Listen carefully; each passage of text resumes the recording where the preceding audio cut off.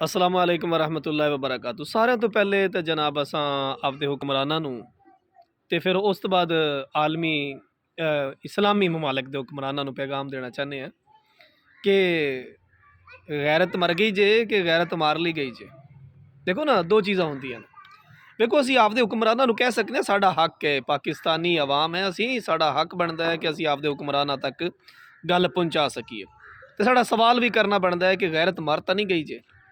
अगर तुसी गज़ा के हवाले नाल, फ़लस्तीन के हवाले नाल, फ़लस्तीन के उन मज़लूम मुसलमानों के हवाले नाल एडे ही खामोश हो तो ज़रा फिर सोच लो, गैरत मर तो नहीं गई जे। अगर गैरत जिंदा है, तुसी अगर कुछ कर नहीं सकते, आवाज़ भी बुलंद नहीं कर सकते, तुसा कोई गल भी नहीं कर सकते, तो कम अज़ कम इन्ना तो कर सकते हो ना कि पाकिस्तान के अंदर जिहड़े लोग मुजाहिदीन ने, तुसी उन्हां नूं तां भेज सकते हो। और अलहमदुलिल्ला पाकिस्तान के अंदर मुजाहिदीन जान वास्ते तैयार ने।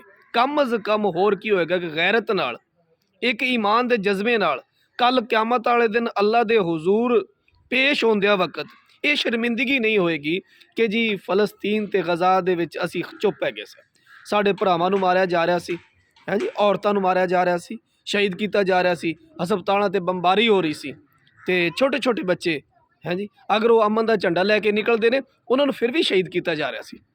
अज अगर मुसलमाना दे 58 मुल्क खामोश ने तो फिर वो समझ लैन कि वो इसराइल दे भी गुलाम ने तो वो अमेरिका दे भी गुलाम ने। अज वक्त है इस्लाम ते कुफर के दरम्यान खड़े होने का। जो शख्स जिस तरफ रहेगा वो उन्हां दा होएगा। कि असी कहने ना क्या जी आ इसराइल ब्रांड है, इनकी तो मतलब इनकी खरीदो फरोख्त बंद कर दो। अगर इो सूरत हाल है तो कम अज़ कम अपने हुक्मराना की तरफ देखो, फिर तुहाडे हुक्मरान ही असल जिहड़े ने वो इसराइली ब्रांड ने, वो इसराइली ब्रांड ने, उन्हां दा बाईकाट करो अगर कर सकते हो तो। एक गल याद रखो, अज अगर हुक्मरान 58 ममालक की आवाज़ नहीं उठाते तो पूरी दुनिया के इस्लामी ममालक जड़े हैं ने वो इसराइली ब्रांड ने।